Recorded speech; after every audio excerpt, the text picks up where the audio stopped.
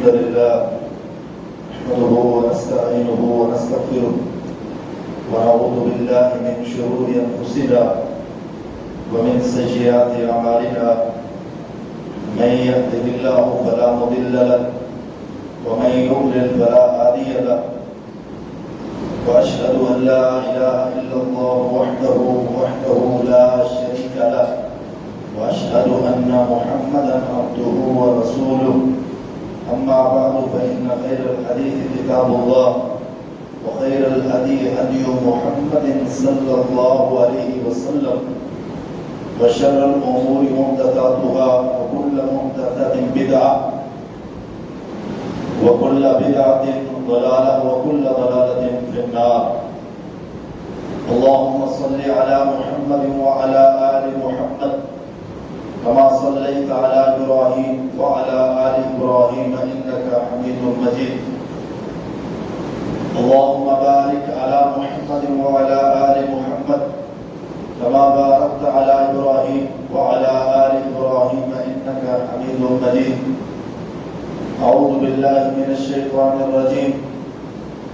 بسم الله الرحمن الرحيم. إنك لعلى خلق عظيم. وقال النبي صلى الله عليه وسلم أربع إذا كنا فيك فلا عليك ما فاتك من الدنيا حفظ أمانة وصدق حديث وحسن خليقة وعفة في تومة أو كما قال صلى الله عليه وسلم. رب اشرح لي صدري ويسر لي أمري واحلل عقدة من لساني يفقهوا قولي رب زدني علما رب زدني علما. معزز اور مکرم احباب گرامی، اسلام ایک مکمل ضابطۂ حیات ہے. اسلام جہاں ہمیں اخروی نجات کے حوالے سے رہنمائی کرتا ہے، جہنم سے بچ کر جنت میں جانے کے اصول و ضوابط اور طریقے بتاتا ہے، وہیں پر اسلام دنیا کی زندگی بہترین طریقے سے گزارنے کے حوالے سے بھی خوب رہنمائی فرماتا ہے. انسان کی انفرادی زندگی ہو، اجتماعی زندگی ہو، معاشرتی زندگی ہو، تجارتی یا سیاسی زندگی ہو، گھریلو زندگی ہو یا سوسائٹی کے اندر انسان کا کردار اور رول ہو، ہر حوالے سے دین اسلام نے بہترین اصول اور ضوابط مہیا فرمائے ہیں، جن کی روشنی کے اندر ایک انسان بھرپور زندگی گزار سکتا ہے. ایسے اصول، ایسے ضوابط کہ جن کو اپنا کر دنیا کے کسی بھی شعبے کے اندر، کسی بھی فیلڈ کے اندر انسان ایک کامیاب زندگی گزار سکتا ہے. آج ان 4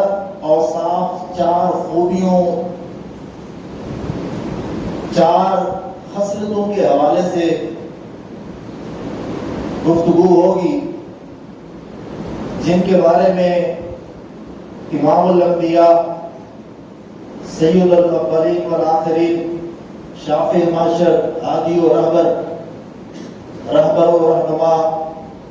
حضرت محمد مصطفیٰ صلی اللہ علیہ وسلم نے گارنٹی دی ہے کہ جس انسان کے اندر یہ 4 اوصاف پائے جائیں، 4 خوبیاں پائی جائیں، 4 خصلتوں کو اپنے اندر جو انسان ڈھال لے، اپنا لے، اپنے اوپر نافذ کر لے، فلا علیک ما فاتک من الدنیا، وہ دنیا کی کسی بھی فیلڈ کے اندر ناکام نہیں ہو سکتا، اسے ناکامی کا سامنا نہیں کرنا پڑے گا، اور دنیا سے جو کچھ بھی اس سے چلا جائے، جو کچھ بھی اس سے فوت ہو جائے، جتنا بھی اسے خسارے اور نقصان کا سامنا کرنا پڑ جائے، اگر وہ ان 4 خصلتوں میں، 4 کیریکٹرسٹکس کے اندر کمپرومائز نہیں کرتا، ان کے اوپر کاربند رہتا ہے، ڈٹا رہتا ہے، تو آخر کار کامیابی اس کے قدم چومے گی، آخر کار کامیابی اس کا مقدر بنے گی۔ جتنی بھی مشکلات کا اسے سامنا کرنا پڑے، اسے یہ 4 اوصاف اپنے ہاتھ سے نہیں جانے دینے چاہیے، ان 4 خوبیوں کو ہمیشہ اپنائے رکھنا چاہیے۔ تو ایسا انسان فلا علیک ما فاتک من الدنیا، وہ دنیا میں بھی کامیاب ہے اور آخرت کے اندر بھی کامیاب ہے۔ جن میں پہلی چیز حفظ و امانت، امانت کی حفاظت، یہ انتہائی اہم خوبی ہے کہ انسان امین بن جائے، امانت دار بن جائے، لوگوں کے اندر اس کی جو پہچان ہو وہ بے ایمان کے نام سے نہ ہو، لوٹ مار کرنے والے کے نام سے نہ ہو، اس کی پہچان یہ نہ ہو کہ جو اس کو پکڑائے ہڑپ ہو جاتا ہے،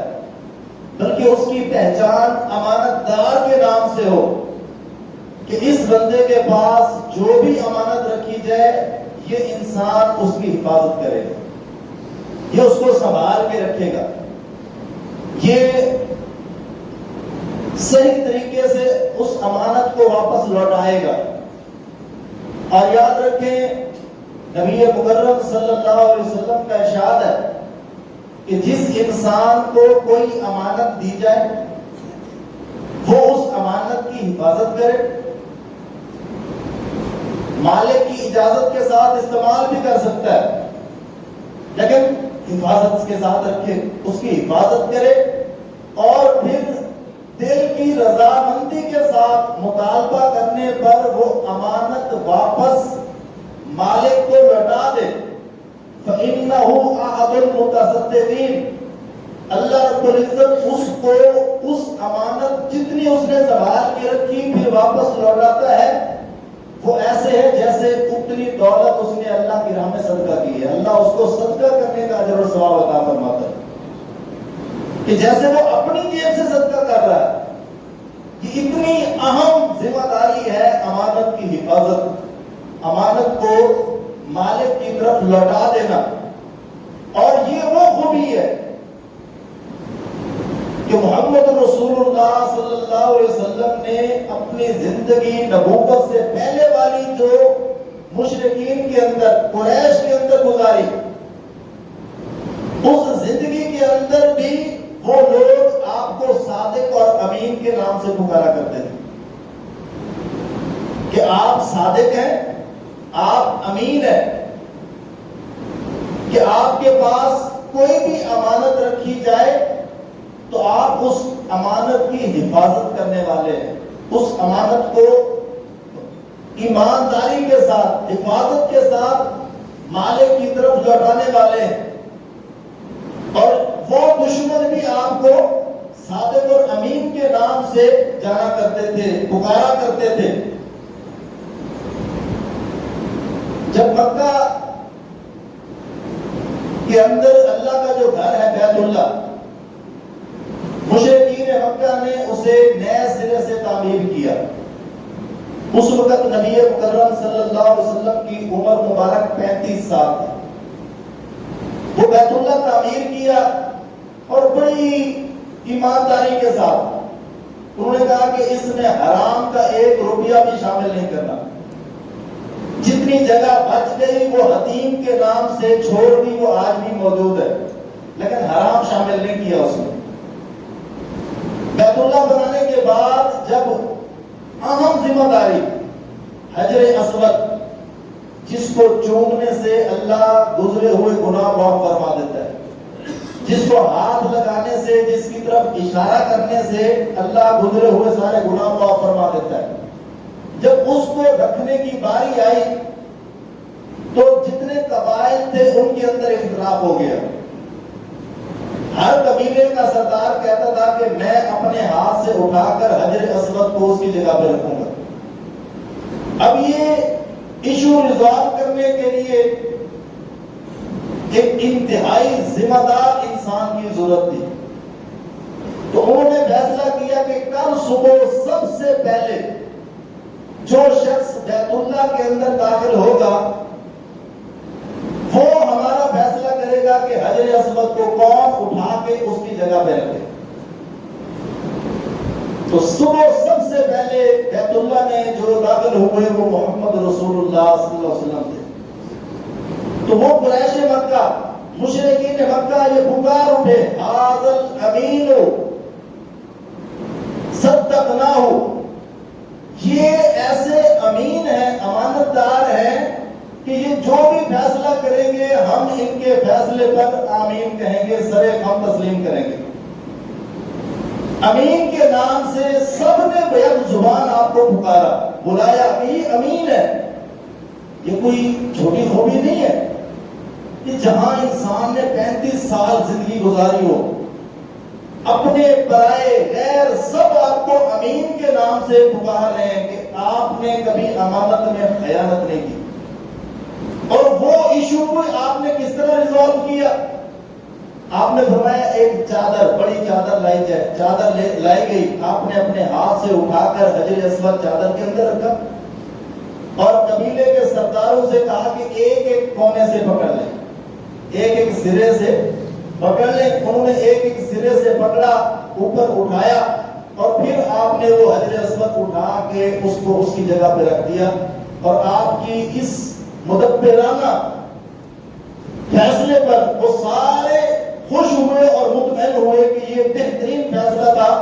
جو امین محمد رسول اللہ صلی اللہ علیہ وسلم نے فرمایا۔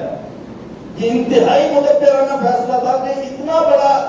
اختلاف کہ جس پر چھڑنے والی جنگ شاید کئی سال تک جاری رہتی، کیونکہ وہ تو گھوڑ دوڑ کے اوپر اگر لڑتے تو 40 سال تک لڑتے رہتے تھے۔ تو نبی مکرم صلی اللہ علیہ وسلم نے اپنی مدبرانہ صلاحیتوں سے اتنا بڑا جو ایشو تھا اس کو ریزالو فرما دیا۔ تو یہ امین ہونا، اسی طرح جب سب لوگ آپ کے دشمن بن گئے اور آپ کو مکہ سے ہجرت کرنی پڑی،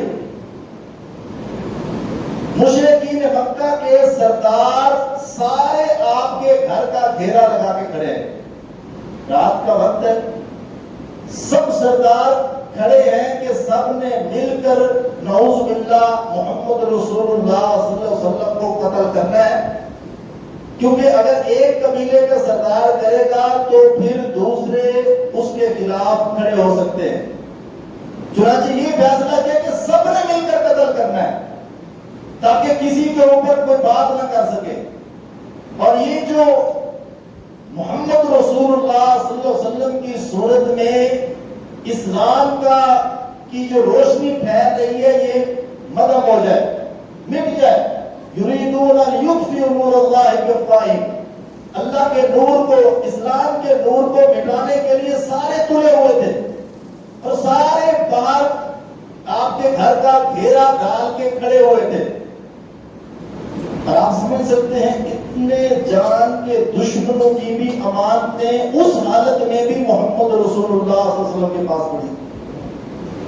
اس کیفیت میں بھی جب آپ کی جان لینے کے لیے آئے ہوئے ہیں، آپ کو قتل کرنے کے لیے آئے ہوئے ہیں، انہی لوگوں کی امانتیں کن کے پاس پڑی ہے؟ جس کو قتل کرنے کے لیے آئے ہوئے ہیں محمد رسول اللہ صلی اللہ علیہ وسلم کے پاس۔ اور آپ نے بھی اتنے نازک ترین موقع پر بھی، ہماری کیا کیفیت ہوتی، کسی کے ساتھ تھوڑی سی اونچ نیچ بات ہو جائے، نہیں میری شہرت، اس کی شہرت میرے ہاتھ میں ہے، اس کی امانت میرے پاس ہے، وہ میرا کھانا ہے، وہ میرے سامنے مجبور ہے، یعنی ہم اس کو بلیک میل کرتے ہیں۔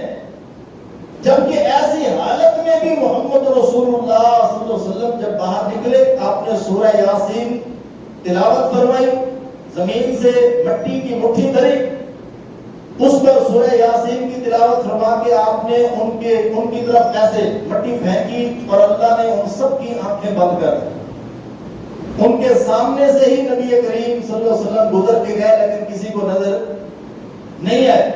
تو ایسی کیفیت میں آپ نے اپنے بستر پر سیدنا علی رضی اللہ تعالیٰ عنہ کو سلایا کہ یہ جتنے لوگ ہیں ان کی امانتیں واپس لوٹا کر پھر آپ نے ہجرت کر کے مدینہ پہنچنا ہے۔ تو ایسی کیفیت میں بھی، ایسی حالت میں بھی نبی مکرم صلی اللہ علیہ وسلم نے امانت کی پاسداری کی، امانت کی حفاظت کی۔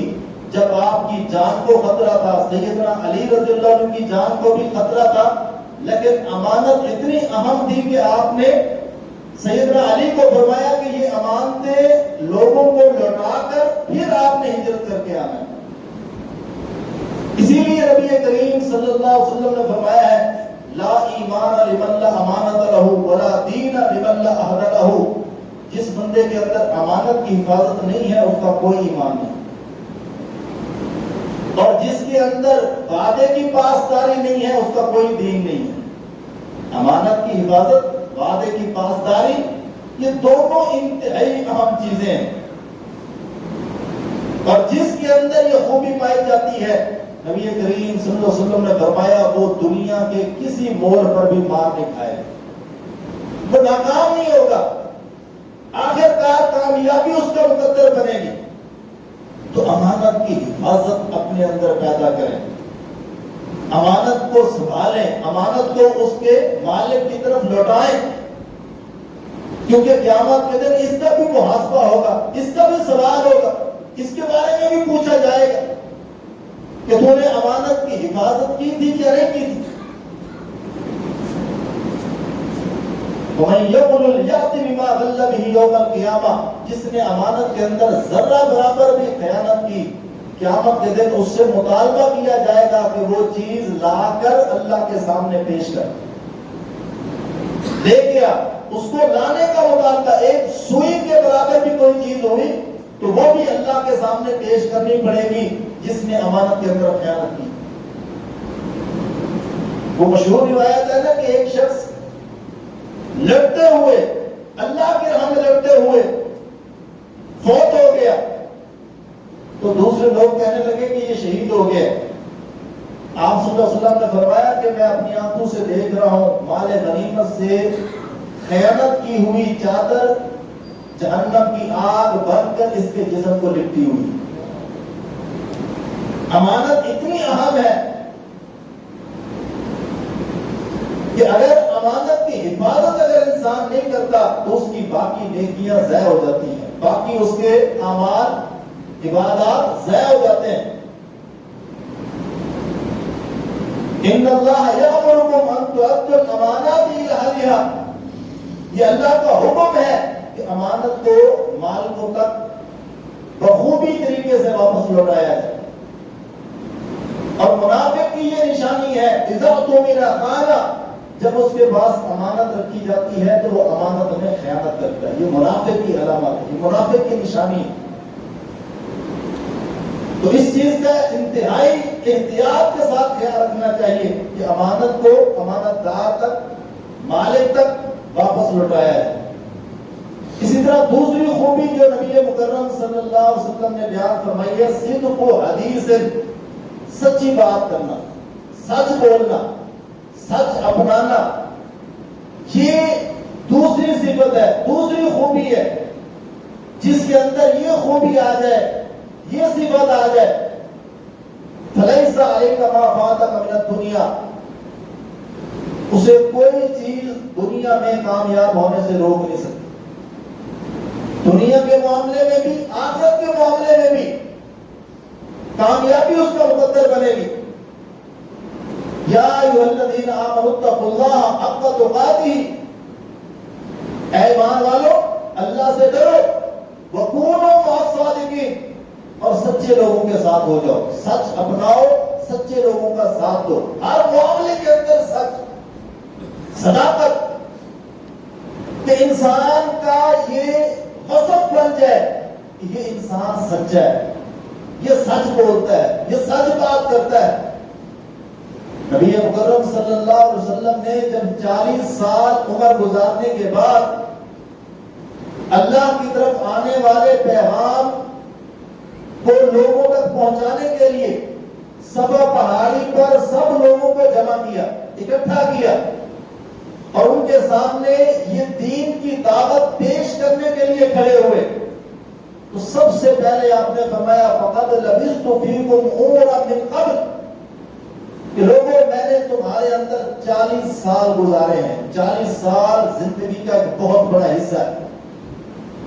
اگر میں تمہیں کوئی ایسی بات کہوں جو ناممکن ہو، جس کا ہونا پاسبل نہ ہو، کیا تم وہ ماننے کے لیے تیار ہو؟ اگر میں کہوں کہ اس پہاڑ کے پیچھے ایک بہت بڑا لشکر تمہارے اوپر حملہ آور ہونے والا ہے، تو کیا تم یہ تسلیم کرو؟ ان سب نے بیک زبان کہا کہ یہ بات ماننے والی نہیں ہے، ممکن نہیں ہے، لیکن ما جربناک الا صدقا،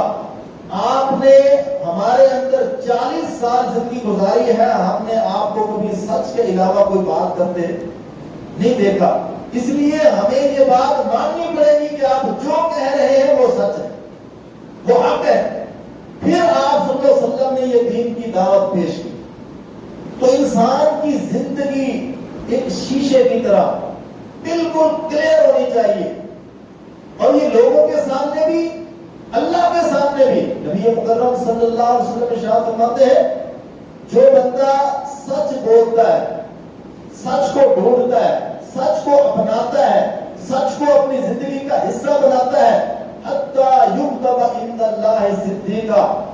اللہ کے ہاں اس کے نامہ اعمال کے سامنے اس کی یہ خوبی لکھ دی جاتی ہے کہ یہ بندہ صدیق ہے، یہ سچا ہے۔ اس کے نام کے ساتھ یہ ٹیگ لگا دیا جاتا ہے کہ یہ بندہ سچا ہے، اور اس کو اسی صفت کے ساتھ فرشتوں کے اندر بلایا جاتا ہے کہ یہ بندہ سچا ہے، یہ صدیق ہے، یہ ہر معاملے میں سچ بولتا ہے، بات میں بھی سچ، کاروبار میں بھی سچ، معاملات میں بھی سچ، ہر معاملے میں سچ کو اپنانا۔ اور جو بندہ جھوٹ بولتا ہے، جھوٹی باتیں پھیلاتا ہے، جھوٹی قسمیں اٹھاتا ہے، جھوٹ بول کر سودے بیچتا ہے، جھوٹے خواب بیان کرتا ہے، جھوٹے لطیفے کہانیاں بیان کرتا ہے، حتی یکتب عند اللہ کذابا، نامہ اعمال میں اس کے نام کے سامنے کذاب، جھوٹا لکھ دیا جاتا ہے کہ یہ بندہ جھوٹا ہے، یہ کذاب ہے، اس کی کسی بات کا کوئی اعتبار نہیں ہے، اور فرشتوں کے اندر اسے اسی نام سے پکارا جاتا ہے۔ تو ہم خود اندازہ لگائیں، اپنی زندگی پر نظر دوڑائیں کہ ہم ہر معاملے میں سچ کو اپناتے ہیں یا جھوٹ بولتے ہیں، ہماری کیا کیفیت ہے، ہماری کیا حالت ہے۔ چھوٹی چھوٹی بات کے پیچھے جھوٹ تو نہیں بولتے، لوگوں کو ہنسانے کے لیے جھوٹے قصے کہانیاں تو نہیں سناتے، جھوٹے خواب تو نہیں بیان کرتے، اپنا سودا بیچنے کے لیے جھوٹ کا یا جھوٹی قسم کا سہارا تو نہیں لیتے۔ یہ ساری چیزیں ما یلفظ من قول الا لدیہ رقیب عتید، زبان سے نکلنے والا ایک ایک لفظ لکھا جاتا ہے، اور قیامت کے دن اس کا حساب دینا پڑے گا۔ تو سچ کو اپنائیں، جھوٹ سے اپنے آپ کو بچائیں۔ نبی کریم صلی اللہ علیہ وسلم نے یہ بات ارشاد فرمائی ہے علیکم بالصدق فإن الصدق یہدی الی البر، کہ میری امت کے لوگوں سچ کو مضبوطی سے پکڑ لو، نیکی اپنانی ہے نا، نیکی کے راستے پر چلنا ہے تو سچ کو مضبوطی سے پکڑ لو، کیونکہ سچ نیکیوں کی راہ ہموار کرتا ہے۔ سچا انسان، سچ بولنے والا انسان، اس کے لیے نیکی کا راستہ آسان ہو جاتا ہے، نیکیوں کی راہ ہموار ہوتی ہے۔ وَإِنَّ الْبِرَّ يَهْدِي إِلَى الْجَنَّةِ، اور نیکی انسان کو جنت کی طرف لے کے جاتی ہے۔ یعنی سچ کے اوپر ڈٹ جانے والے انسان کا جو آخری ٹھکانہ ہے وہ جنت۔ اپنے آپ کو جھوٹ سے بچاؤ، جھوٹ سے بچو. کیوں؟ فَإِنَّ الْكَذِبَ يَهْدِي إِلَى الْفُجُورِ، کیونکہ جھوٹ انسان کو گناہ کی طرف، برائیوں کی طرف لے کے جاتا ہے. جھوٹ بولنے والا انسان دوسری برائیوں میں ملوث ہوتا جاتا ہے. وَإِنَّ الْفُجُورَ يَهْدِي إِلَى النَّارِ، اور برائیاں، گناہ انسان کو جہنم کی طرف لے کے جاتے ہیں. یعنی جھوٹے انسان کا الٹیمیٹ جو ٹھکانہ ہے وہ جہنم. تو نیکیوں کی راہ پہ چلنا ہے تو سچ اپنا ہے، اور گناہ سے بچیں. گناہ سے بچنا ہے تو جھوٹ سے بچیں، کیونکہ جب انسان جھوٹ سے بچتا ہے تو وہ گناہ سے بھی بچ جاتا ہے. جب انسان جھوٹ بولتا ہے، مثلا بیٹے نے کوئی غلط کام کیا، کوئی سگریٹ پی لی، کوئی اونچ نیچ کر لی، باپ نے پوچھا، اگر وہ سچ بولے گا تو آخر شرمندہ ہو کر اس گناہ سے بچ جائے گا. اگر جھوٹ بولے گا، جھوٹ کا سہارا لے گا، تو یہ ایک برائی نہیں، اس جھوٹ کی وجہ سے اس کی زندگی برائیوں کا مجموعہ بن جائے گی. کیونکہ اس نے اس ایک جڑ جو ہے، برائیوں کی جڑ جو جھوٹ ہے، اس کو اپنایا ہوا ہے. اس جھوٹ کی وجہ سے وہ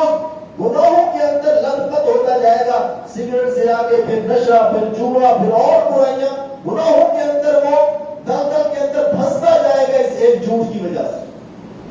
اگر وہ جھوٹ سے بچ کے سچ کی طرف آئے تو آخر کار نتیجے کے طور پر وہ ان ساری برائیوں سے بچ کر نیکی کی راہ پر چل پڑے گا، اور اس کا آخری جو ٹھکانہ ہے وَإِنَّ الْبِرَّ يَهْدِي إِلَى الْجَنَّةِ، اس کا آخری ٹھکانہ جنت بنے. نبی کریم صلی اللہ علیہ وسلم نے مذاق کے اندر بھی جھوٹ بولنے سے انتہائی سختی سے منع فرمایا. آپ نے فرمایا وَيْلٌ لِمَن يُحَدِّثُ فَيَكْذِبُ لِيُدْحِكَ بِالْكُذْبِ وَيْلٌ لَهُ ثُمَّ وَيْلٌ. ایسا بندہ جو جھوٹ بولتا ہے تاکہ لوگوں کو ہنسائے، اس کے لیے 3 بار آپ نے فرمایا تباہی ہے، ہلاکت ہے، بربادی ہے جو لوگوں کو ہنسانے کے لیے جھوٹ بولتا ہے. آپ ٹی وی شوز دیکھیں، حتیٰ کہ اب تو سٹیج کے اوپر بھی جھوٹے قصے، جھوٹی کہانیاں، جھوٹے خواب، پیروں فقیروں کی کہانیاں بنا کے اپنی روزی روٹی کا بندوبست کیا جاتا ہے. سب سے بہترین سچ اللہ کی کتاب قرآن مجید ہے. سب سے بہترین ہدایت اللہ کی کہ پیغمبر محمد رسول اللہ صلی اللہ علیہ وسلم کی ہدایت حدیث شریف ہے، اور یہی چیز ہی اسٹیج کے اوپر بیان ہونی چاہیے. اس کے علاوہ قصے، کہانیاں، لطیفے، یہ چیزیں لوگوں کو سنا کے ان کا ایمان بھی ضائع کیا جاتا ہے، اور جھوٹ کا سہارا لے کر اپنی عاقبت بھی خراب کی جاتی ہے. تو جھوٹ کسی صورت میں بھی ہو، وہ جھوٹی بات ہو، وہ جھوٹی کہانی ہو، جھوٹا لطیفہ ہو، جھوٹا خواب ہو، جھوٹی قسم ہو، جھوٹی گواہی ہو، جھوٹ بول کے سودا بیچنا ہو، کسی بھی حوالے سے آپ صلی اللہ علیہ وسلم نے فرمایا لا یکون المؤمن کذابا، ایک مومن جھوٹا نہیں ہو سکتا. اور برائیاں اس میں ہو سکتی ہیں لیکن جھوٹا نہیں ہو سکتا. تو جھوٹ سے اپنے آپ کو بچائیں. جو سچ کو اپناتا ہے، سچ پہ ڈٹ کے کھڑا ہوتا ہے، جتنی بھی اس کی زندگی کے اندر مشکلات آئے، آپ صلی اللہ علیہ وسلم نے فرمایا اس کا الٹیمیٹ نتیجہ یہ ہے کہ وہ دنیا میں بھی کامیابی اس کا مقدر بنے گی، آخرت کے اندر. وہ کاروبار کے معاملات میں ہو، وہ سیاسی لیڈرشپ کے حوالے سے ہو، وہ دنیا کی ویسے انسان کی نجی زندگی ہو، جس فیلڈ میں بھی ہے، سچا انسان آخرکار کامیاب ہو. تیسری خوبی جو نبی کریم صلی اللہ علیہ وسلم نے بیان فرمائی ہے وہ حسن خلیقت، حسن اخلاق کو اپنانا، اچھے اخلاق کو، اچھے سلوک کو اپنانا. یہ بھی انتہائی اعلیٰ خوبی ہے، اور یہی خوبی ہے جو محمد رسول اللہ صلی اللہ علیہ وسلم کے اندر سب سے عظیم خوبی پائی جاتی تھی. انک لعلی خلق عظیم، آپ نے بہترین اخلاق کا مظاہرہ کیا ہے، اور اسی اخلاق کی وجہ سے جو دشمن تھے، جو جان لینے والے تھے، وہ آپ کے ایک ایک اشارے پر اپنی جان قربان کرنے والے بن گئے. اعلیٰ اخلاق کی وجہ سے، اعلیٰ رویے کی وجہ سے۔ نبی کریم صلی اللہ علیہ وسلم مسجد کے اندر بھی اعلیٰ اخلاق، بازار کے اندر بھی اعلیٰ اخلاق۔ یہ نہیں ہے کہ انسان مسجد میں تو اس کا رویہ اور ہو، مسجد سے باہر جائے، بازار کے اندر، دکان پر، کاروبار، لین دین کے اندر وہ پتہ ہی نہ چلے کہ یہ وہی مسلمان ہے جس سے مسجد میں ملاقات ہوئی۔ اعلیٰ اخلاق کا معیار۔ ہم میں کچھ ایسے لوگ ہیں جو عبادت میں بہت اچھے ہیں، دین کے معاملے میں بہت اچھے ہیں، نماز، روزہ، زکوٰۃ، دیگر معاملات، لیکن اخلاق میں بہت کمی ہے، اخلاق میں بہت کوتاہی ہے۔ یہی وجہ ہے کہ اخلاق میں کمی کی وجہ سے ہم دوسرے لوگوں کو دین کے قریب نہیں لا سکتے، دوسرے لوگوں کو دین کی دعوت دینے سے پیچھے رہتے ہیں۔ نبی کریم صلی اللہ علیہ وسلم کا ارشاد ہے ما من شیء اثقل فی میزان المؤمن من حسن الخلق۔ قیامت کے دن جب ترازو قائم ہوگا، اعمال کا وزن ہوگا، نمازیں بھی تولی جائیں گی، حج عمرے بھی تولے جائیں گے، روزے بھی، زکاتیں بھی، ساری عبادات کا وزن ہوگا۔ تو آپ نے فرمایا جتنی وزنی چیز حسن اخلاق ہوگا اتنی وزنی عمل اور کوئی نہیں ہوگا۔ جتنا وزن میزان کے اندر حسن اخلاق کا ہوگا اور کسی عمل کا نہیں ہوگا۔ تو حسن اخلاق، اور آپ صلی اللہ علیہ وسلم نے فرمایا اس حسن اخلاق کی وجہ سے جو اس کو اچھے طریقے سے اپناتا ہے، اللہ تعالیٰ اس بندے کو روزانہ ساری رات کا قیام اور روزانہ سارے دن کے روزے کا اجر ثواب عطا فرما دے۔ حسن اخلاق اتنی بڑی خوبی ہے کہ جو اس کو اپنا لیتا ہے، اس پر کاربند ہو جاتا ہے، اس کے اندر صبر آ جاتا ہے، برداشت آ جاتی ہے، غصے پر کنٹرول آ جاتا ہے، اور معاملات کو ریزالو کرنا آ جاتا ہے، اپنے آپ کو کنٹرول میں رکھتا ہے، تو اللہ تعالیٰ اس کو اتنا اجر ثواب دیتا ہے جتنا کوئی شخص ساری رات قیام کرتا رہتا ہے اور سارا دن روزے کے ساتھ رہتا ہے۔ تو حسن اخلاق کو اپنائیں، اچھے رویے کو اپنائیں، اچھے اخلاق کو اپنائیں۔ مسکراہٹ سے ملنا بھی صدقہ ہے، کسی کے ساتھ مسکراہٹ سے پیش آنا، اس میں بھی اللہ نے صدقے کا جو ثواب رکھا، تو اس کو اپنائیں۔ یہ انتہائی اعلیٰ خوبی ہے،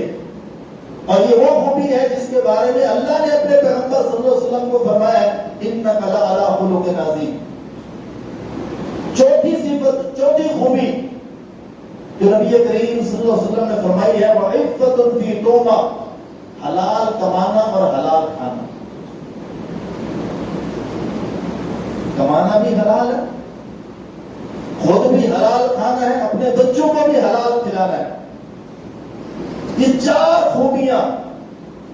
امانت کی حفاظت، ہمیشہ سچ بولنا، حسن اخلاق کو اپنانا،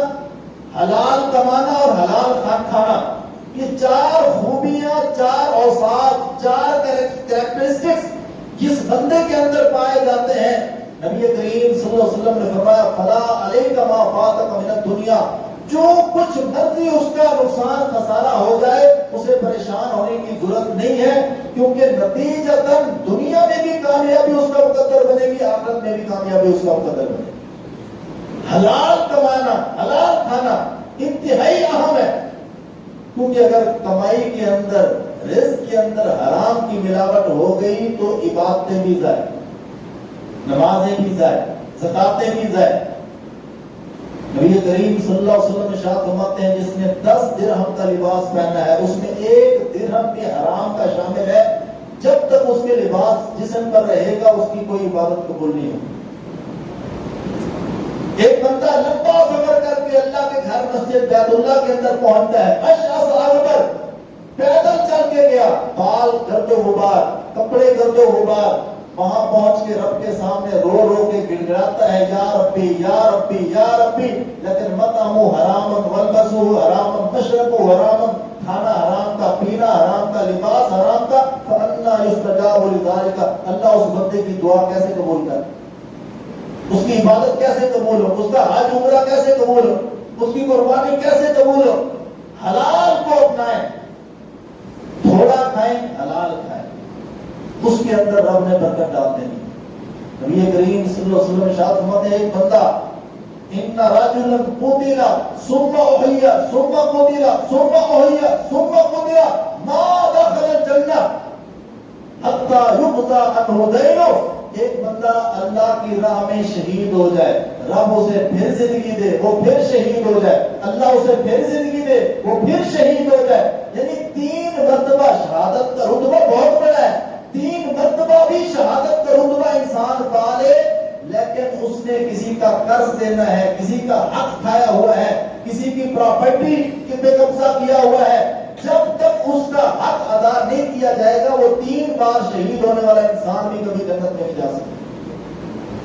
اس لیے اپنے معاملات کو، اپنے لین دین کو، اپنے رزق کو، اپنے کاروبار کو، سب کو چیک اینڈ بیلنس کے ساتھ رکھیں، روزانہ بنائیں، روزانہ شام کو چیک کریں کہ آج میری کمائی کے اندر کہیں کوئی حرام کی ملاوٹ تو نہیں ہوئی، حرام تو شامل نہیں ہوا، کیونکہ جب پوری زندگی کا حساب کتاب اکٹھا ہو جائے گا پھر اتنی الجھن ہو جائے گی کہ اس کو سلجھانا مشکل ہو جائے گا۔ روزانہ محاسبہ کیا کریں، جیسے